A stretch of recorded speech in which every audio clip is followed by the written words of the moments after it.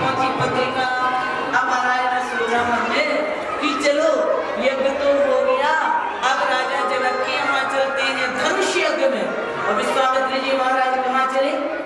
हर से चले मुनिवर के साथ, हर से चले मुनिवर के साथ, धनुष यज्ञ सुनी रघुकुल नाथा, धनुष यज्ञ सुनी रघुकुल नाथा।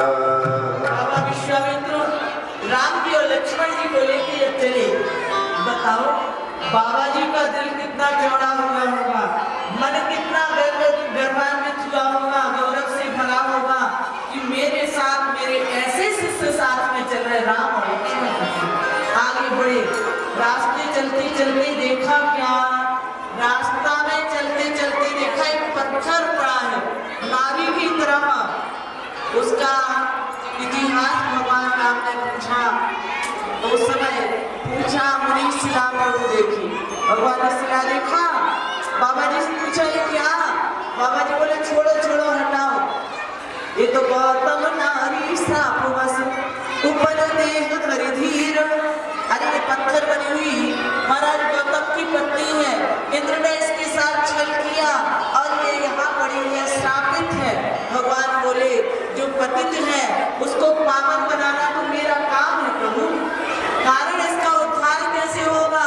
बोले तो चरण कमल रज चाहती, कृपा करो रघुवीर। ये आपके चरणों की रज चाहती है। भगवान बोले तो क्या होता है? भगवान ने रास्ता बदला, उसी ओर चल दिए और चरण रज ज्यों भगवान राम की लगती है त्यों शिला कंपन धरते शिव शिव कठिनता। क्या हुआ?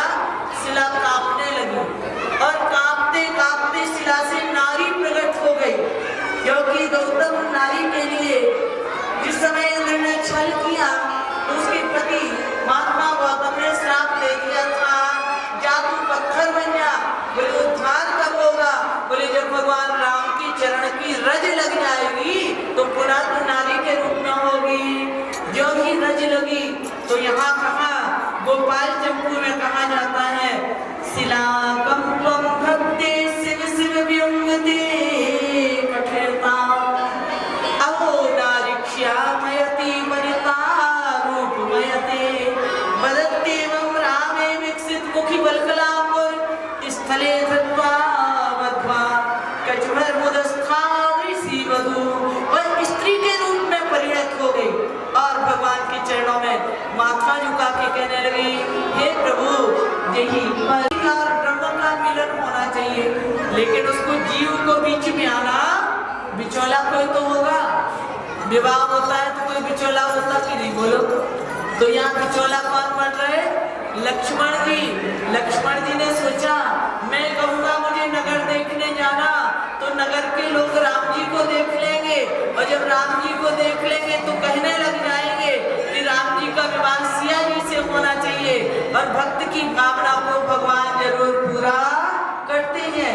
इसलिए योजना बनाई और लक्ष्मण जी कहने लगे हे प्रभु मैं नगर देखना चाहता हूँ। बाबा तुलसी ने कहा नाथ लखनपुर देखन जाही, प्रभु सकोच डर प्रकट न करही, जो राउर आयसु में पावो, तु नगर दिखायो तुरत ले आओ। अब राम जी से कहा, राम जी ने बाबा विश्वामित्र जी से कहा भगवान बात गुरु जी एक है। बोले क्या? बोले लक्ष्मण जो है ना ये नगर को जनकपुरी को देखना चाहता है। गुरु जी ने कहा कोई बात नहीं, लक्ष्मण देखना चाहता जाने दो।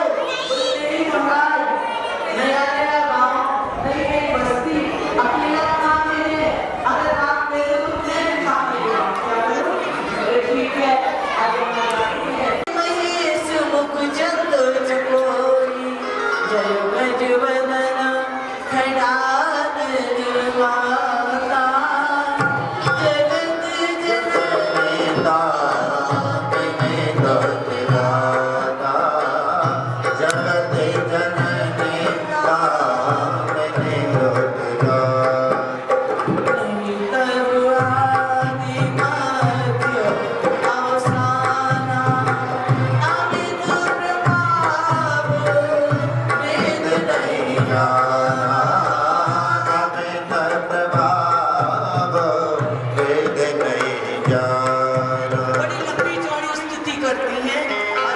करने के बाद वापस आती हैं।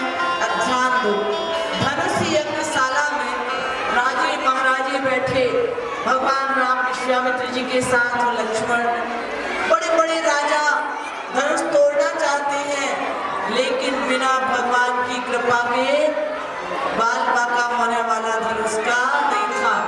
आखिर को हार करके महाराज लक्ष्मण जी मन में भगवान को शरण की ऊर्जा भगवान नहीं उठते। राजा जनक रोने लगे, अब जन को माखे फटमानी, अरे वीर वीरा वहीं ले जानी। अब जन को जनक जी रोए, कहते अब सारे संसार में इतना कोई बलवान नहीं है जो इस धनुष को तोड़ सके, और धनुष टूटेगा नहीं, मेरी बेटी का विवाह होगा नहीं, मैंने ऐसा प्रण लिया है, और विवाह नहीं होगा तो सारे लोग मेरे को कलंक लगाएंगे कि राजा जनक ने इतना कठोर प्रण क्यों ले लिया कि उनकी बिटिया का विवाह भी ना हो पाया। इसलिए बड़े दुखी होते हैं मन में। और उन्होंने कहा वीर विहीन वही में जानी। उस समय लक्ष्मण कुमार को क्रोध आ गया, कहने लगे महाराज ऐसा मत कहो, रघुवंशी जहाँ कहाँ को।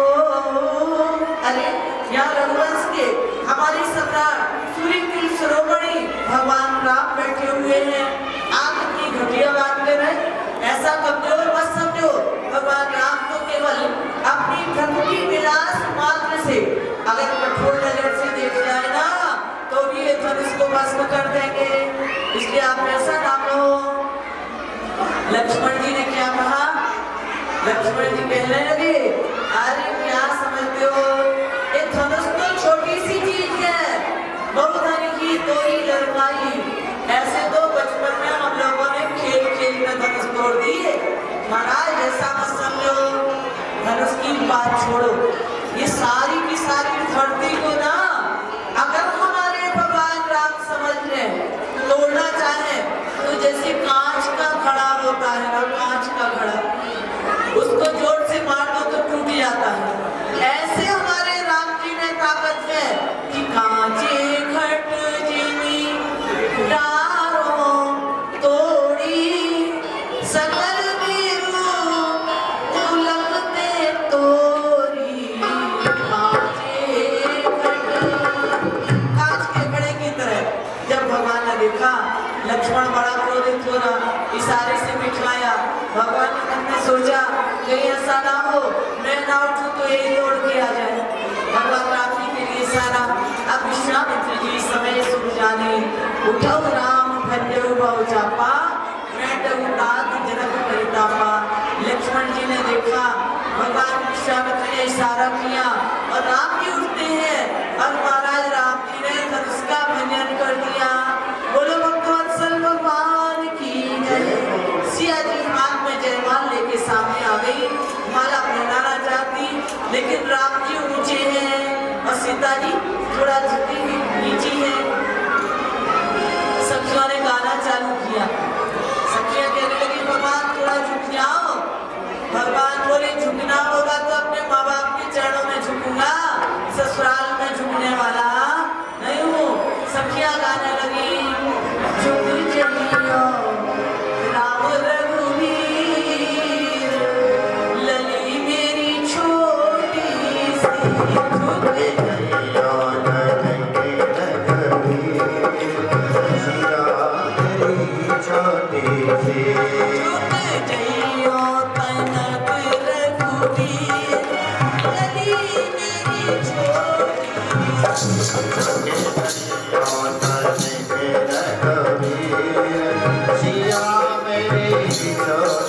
सी। भगवान फिर भी कठोर अपना माथा ऊंचा किए झुक नहीं रहे। उस समय सखियां कहने लगी भगवान कुछ तो दया करो, हमारी छोटी सी लली, लली माने हमारी पूरी छोटी सी है, उसके खड़े खड़े बड़ी देर से, पहले तो धनुष नहीं टूट रहा था, अब बड़ी देर से खड़ी है और खड़े खड़े उसके पैर दुखने लगे। अरे भगवान सुनो। बोले क्या? बोले झुक चाहिए राम रघुवीर, लली मेरी छोटी सी।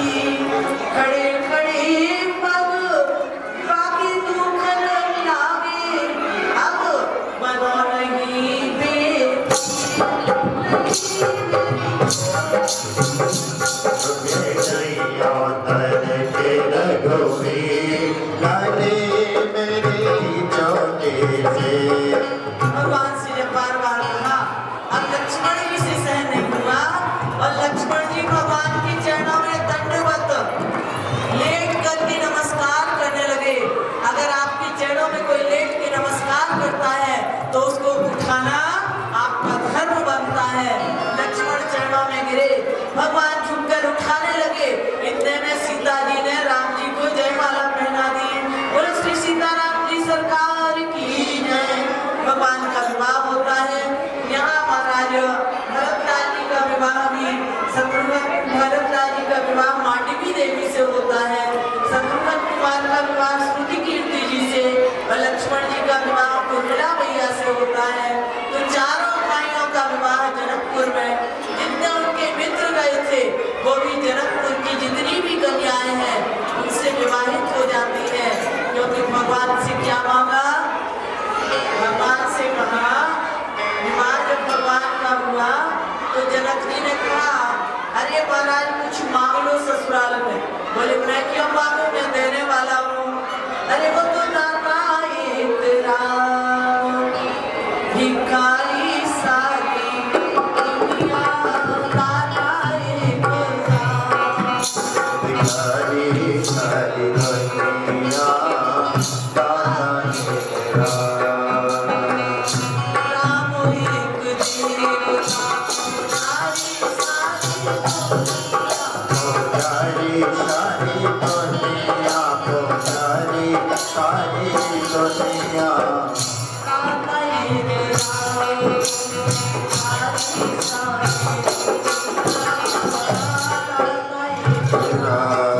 भिखारी सारी दुनिया, दाता एक राम। हो सकता देने वाला दाता। बोले कुछ नहीं चाहिए। बोले महाराज ये रिवाज है, ससुराल में कुछ मांगना पड़ेगा। भगवान ने कहा देना चाहते तो एक काम करो। बोले क्या? बोले हमारे साथ जितने बाराती जिनका विवाह नहीं हुआ है उन सबका विवाह तुम्हारी जनकपुर की कन्याओं से करा दो। उन सबका भी विवाह होता है। कहा जाता है जनक भवन की शोभा जैसे अग्रह प्रतिपुर देखिए तैसे। जैसे जनक जी के यहाँ विवाह का मंडप डला है, ऐसे घर घर की बेड़े में घर घर की कन्याओं का विवाह का बेड़ा सजा हुआ है। और भगवान जो जनक जी ने अपनी राजकुमारी को दिया वही सबको दहेज में दिया। और दहेज लेकर राजा दशरथ अयोध्या में आती है। अयोध्या में प्रसन्नता से रहती है। जितनी भी देवियां कौशल्या, उपासना रूप में सुमित्रा देवी, ये कई देवी बड़ी प्रसन्न होती हैं। लेकिन विधि का विधान एक सा रहने वाला नहीं। आखिर को वो समय आया, राजा दशरथ के मन में आया कि राम जी को राजा बना दे। लेकिन कैकेयी के मन में मथुरा ने बात डाल दी कि अगर राम राजा बन जाएगा तो भरत का क्या होगा। और आखिर करके क्लेश हो जाता है। और कैकेयी ने 14 वर्ष को भगवान को वनवास मांगा। वहाँ हनुमान जी महाराज का मिलन होता है, रावण का संहार होता है और बाद में लौट करके महाराज दशरथ जी का शरीरांत होता है। बाद में 14 वर्ष के बाद भगवान लंका पर विजय प्राप्त करके पुनः अयोध्या की ओर आते हैं। तब वो स्वामी बाबा प्रसन्नता से लिखते हैं, राजा राम जानकी रानी, राजा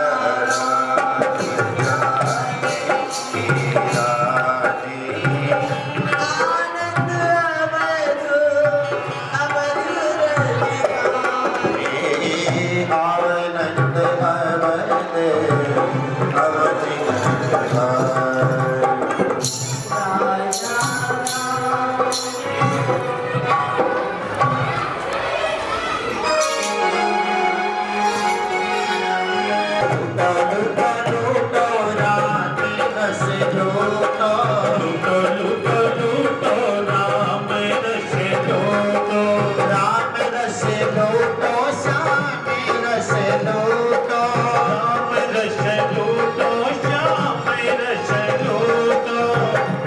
तालियां बस सहयोग करते चले सभी। अड़ोसी हो लूटो पड़ोसी हो लूटो, अड़ोसी हो लूटो पड़ोसी हो लूटो, रहमती नैया कोई कर में तो भूलो, लूटो लूटो लूटो राम रस लूटो, लूटो लूटो लूटो राम रस लूटो।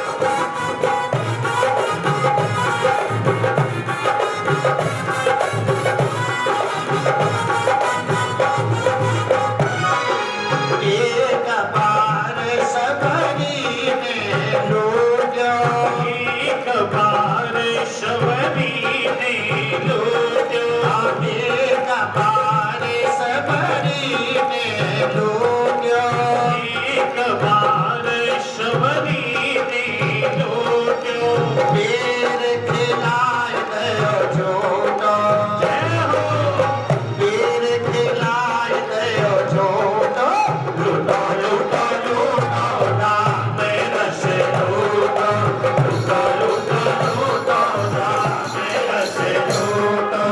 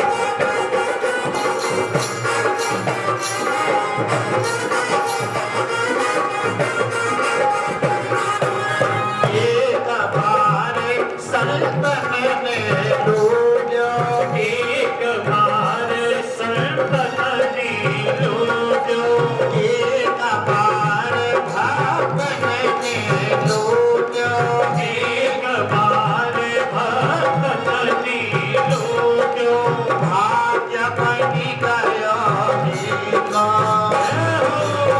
भाग्य बनी गयो देखो, लूटो लूटो लूटो राम रस लूटो, लूटो लूटो लूटो राम रस लूटो, लूटो लूटो लूटो राम रस लूटो, लूटो लूटो लूटो राम रस लूटो।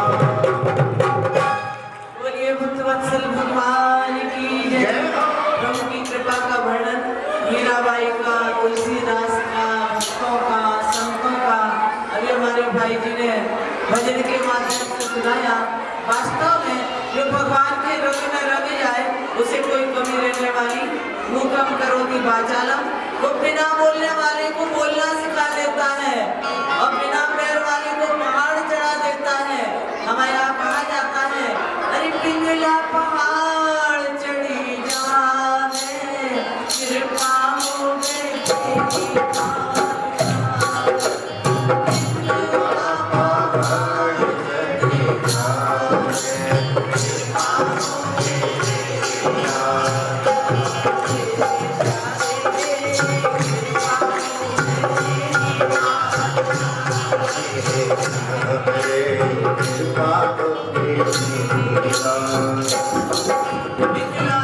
चढ़ जावे, प्रभु की कृपा हो जाए तो कोई दुर्लभ नहीं होता। भगवान राम के यहाँ चरित्र का वर्णन है।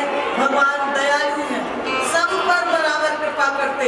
कल हमने कहा था जैसे बरसात का जल आकाश से मेघमालाओं पर भी बरसता है और उनमें गहराई रखने वाले समुद्र में भी बराबर बरसता, उसमें कोई भेद आने वाला, सबको बराबर कृपा करता। वह गरीब की झोपड़ी पर भी आता है उतना ही सूर्य का प्रकाश, और महाराज मेघ का जल और उतना ही महल पर पड़ता है। वह नगरों में भी जाता है, जंगलों में भी जाता, बराबर जाने वाला।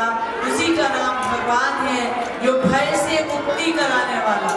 हमारा धर्म कभी डरा करके धर्म नहीं करता, प्रेम से करो, श्रद्धा से करो। क्या करो? दान करो, पुण्य करो, लेकिन कैसे करो? सेवा करो, लेकिन श्रद्धा से करो। जितनी आपकी शक्ति उसके अनुसार भक्ति करो, अर्थात किसी तरह से भयभीत धर्म कभी करना नहीं है। तो यह कथा के अनुसार रामचरित्र विराम की ओर जाता है। कथा लंबी चौड़ी, भाव पर ध्यान दें। आगे चलकर की शकुंतला और दुष्यंत की कथा आती है, जिनके बेटे का नाम भरत हुआ। आगे उसी के नाम से भारत देश होता है। नवम स्कंद विराम की ओर जाता है, और दसम स्कंद में, दसम स्कंद क्या? दसम स्कंद में मधुरता है, माधव के अवतार की कथा है। और आज जितने भी माताएं, बहनें, बंधु बांधव, नगर पुरानी कला के लोग विराजमान हैं, एकमात्र वो किस लिए? भगवान के आगमन की प्रतीक्षा में है। भगवान का अवतार हो। ध्यान देना, मथुरा के राजा का नाम क्या है? मथुरा का राजा उग्रसेन है, और उसके छोटे भाई की बेटी, देवक की बेटी का नाम देवकी है। और देवकी का विवाह सूरसेन के पुत्र महाराज वासुदेव से होता है। ऐसे विवाह तो इसका चंदेरी के राजा से कराने की इच्छा थी, लेकिन इसके बाद भी इसकी इच्छा थी रुक्मणी के भाई रुक्मी की, उसका मित्र था, लेकिन रुक्मणी के पिताजी की इच्छा, लेकिन भगवान महाराज यहाँ देवकी की इच्छा भगवान कृष्ण के प्रति थी। कंस विवाह कराना चाहता था, देवकी का विवाह कंस अपने मित्र वसुदेव से कराना चाहता। विवाह भी होने लगा। आखिर को हाथी, घोड़ा, रथ, पालकी, दास दासियां बहुत दान दिए, क्योंकि कंस देवकी से बड़ा प्रेम करता था। लेकिन हुआ क्या? जब दान करके चला तो आकाशवाणी हो गई, हे राजा कंस, जिस बहन देवकी के विवाह में तो इतना आनंद मना रहा है, इसी का 8वां गर्भ तेरा काल होगा। क्यों इतना सुना? घबरा गया कंस। मन में सोचा, अरे ये आवाज कहाँ से आई? कहीं मैं गलत तो नहीं सुन रहा? लेकिन दोबारा फिर आवाज आती है, हे राजा कंस, जिस छोटी बहन देवकी, चचेरी बहन देवकी के विवाह में इतना आनंद मना रहा है, इसका 8वां गर्भ तेरा काल होगा। घबरा जाता है, पालकी को रख देता है, पालकी को खुद कंधा देकर विदाई करने जा रहा बहन की और बहनोई की, लेकिन नीचे रखा। और महाराज पालकी रख करके देवकी के बालों को पकड़ करके पालकी से उतार करके और कहने तलवार निकाल के उसका सिर काटने को हुआ। इतने में महाराज वसुदेव की महाराज ने हाथ पकड़ लिया और कहने लगे, अरे मित्र, इस बहन ने तेरा क्या बिगाड़ा? देवकी तो आपकी बहन, इसने आपका कुछ नहीं बिगाड़ा। इसके यहाँ जो संतान का जन्म होगा, 8वां पुत्र का जन्म होगा, वह तुम्हारा काल होगा। हम वचन देते हैं, हम अपनी जितनी भी संतान होगी ना, वो आपको लाके सुपुर्द कर देंगे। आप चाहो मारना और आप चाहो बचाना। अरे राक्षस तो बुद्धि तो होती नहीं है राक्षसों में। अरे जाकी जस भक्तव्यता तैसे ही बने सहाय, जिसकी जैसी भाग्य की भवितव्यता होती है, वो वैसे वैसे कार्य करता। कंस ने मन में विचार किया, राक्षसों का क्या होगा? राक्षस बलवान होते हैं पर बुद्धिमान नहीं होते। तो जिस समय बलवान होने के कारण इसने अपनी बहन का सिर उतारना चाहा, अब वसुदेव ने मना किया। इसने विचार किया, ठीक तो है, इनको जेल में डाल देंगे, और जब इनकी कोई संतान होगी तो वो लेकर के आएंगे, उसको समाप्त कर देंगे, ना रहेगा बांस बजे वहां से बांसुरी। लेकिन हुआ क्या? ये जब तेल में डालने की कहने लगा, राजा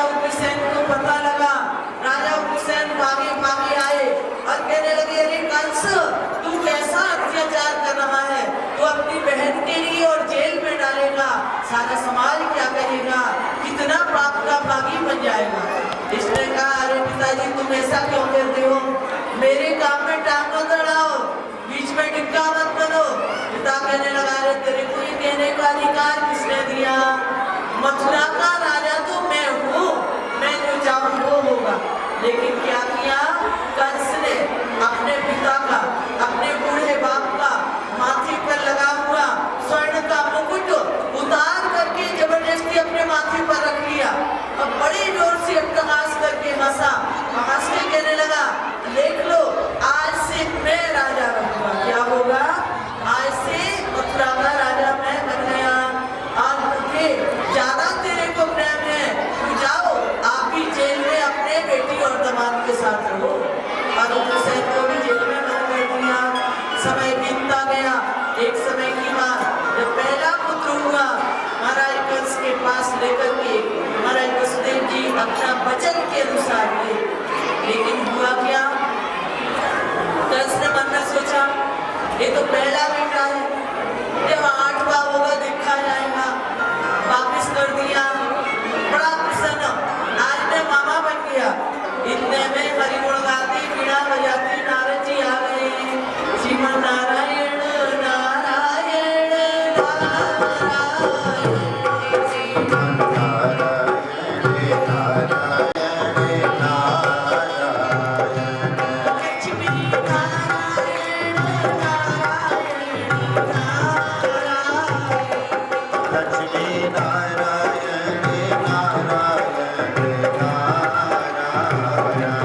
नारायण नारायण नारायण नारायण गाते बीड़ा बजाते नारद जी का पूजन किया, सत्कार किया, महात्मा का आगमन। नारद जी बोले कंस तू बड़ा प्रसन्न दिख रहा। कंस बोला आज मैं मामा बन गया। अरे मामा तो बन गया लेकिन कोई तो नहीं आ गया जो तेरा काल है। अरे कंस ने कहा महाराज ये तो पहला है, आकाशवाणी 8वें को हुआ। नारद जी ने 4 पुलिस के 4 इसके बोले अब गिनती पढ़ो, कभी यहाँ से कभी वहाँ से कभी वहाँ से। 8वां उंगली को इन्होंने क्या किया, उल्टी सुल्टी गिनती पढ़ के 8वां बताया। कंस को बता के अब कहते तू जान तेरा काम जाने। कितने लोग ऐसे होते हैं कच्ची पक्की बात करके तुम्हारी बुद्धि को खराब करके आगे चले जाते हैं।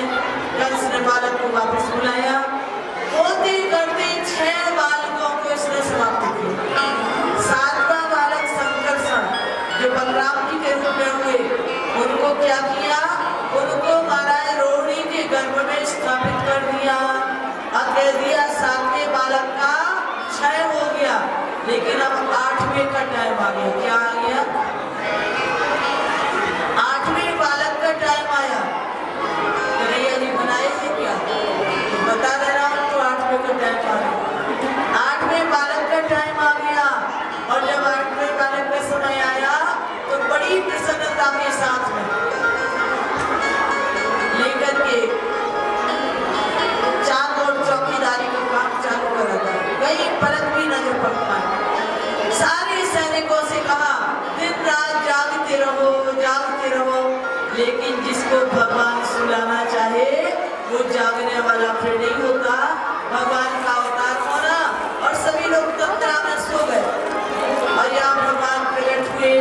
4 पुजारी ब्रह्मा जी ने कहा तम विष्णु तम वेद महेन कपुना और स्पर्श बालम कृपया कपोले मन्यस्त्र जे कवरवे तुषार वेणो लक्ष्मी श्री वृद्धपदे कुसुमांग जाया। वो लक्ष्मी के पति भगवान नारायण 4 पुजारी के रूप में जाकर के महाराज वसुदेव देवकी के पास कारागार में प्रकट हो गए। जैसे कौशल्या के सामने राम जी भय प्रकट कृपाला दीन दयाला, इसी तरह प्रकट हुए।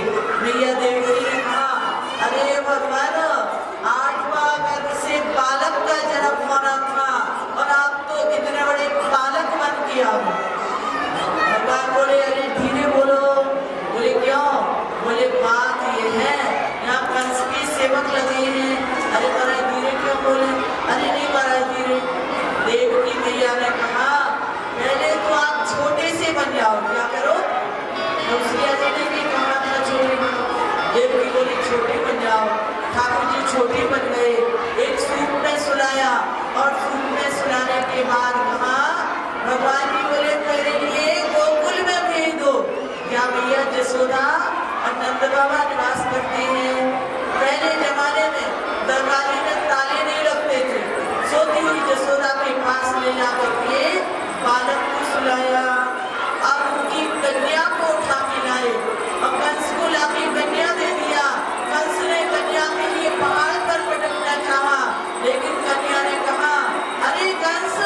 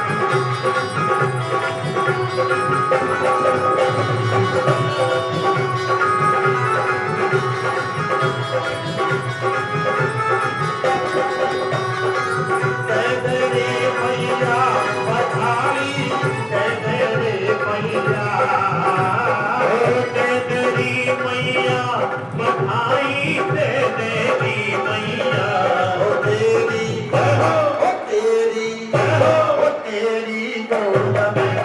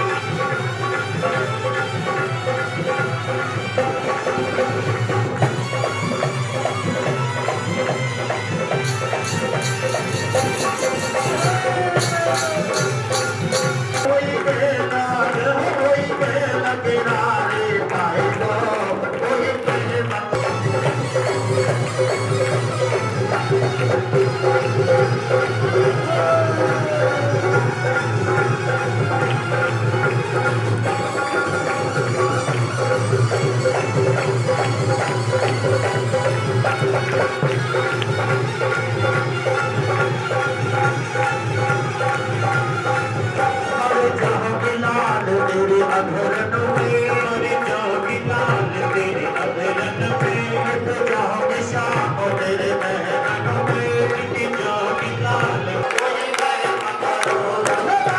कोई महरन में श्याम शमाएगो कोई प्रेम को जोगी लगाएगो कोई महरन में श्याम समाएगो कोई प्रेम को जोगी लगाएगो हरे राम चंद्रमा मनोजन सजो